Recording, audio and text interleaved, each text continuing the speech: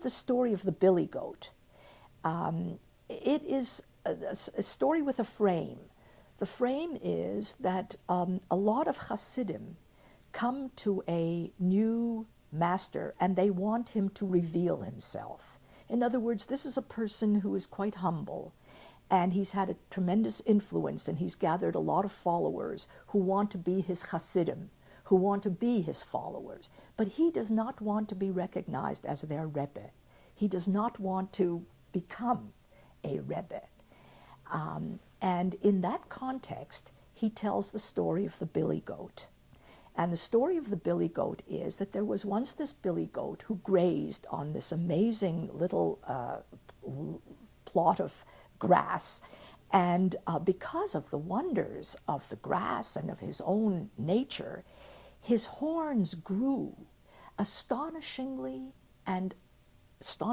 long. And every night when no one was watching, the billy goat would unfurl his horns, and the horns would rise higher and higher, and they would go up to the first star, and then the first star would ask the second star, and it would the message would keep going higher and higher until it reached the throne of God itself with the message, "When are you going to redeem the Jews?" One day, a Jew walking out of town sees this billy goat, this wonderful billy goat, and he sees that these are the most wonderful horns that he ever saw, and he asks, "Could I please have just a bit of the horn in order to make myself a snuff box?"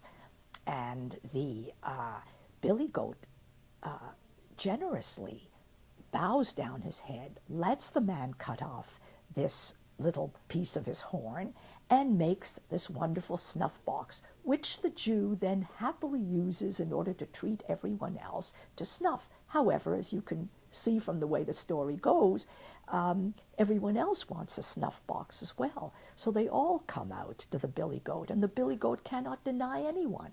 So he keeps giving them pieces and pieces and pieces of his horn, and comes the time when, of course, he can no longer unfurl his horns to send the message to the throne of God.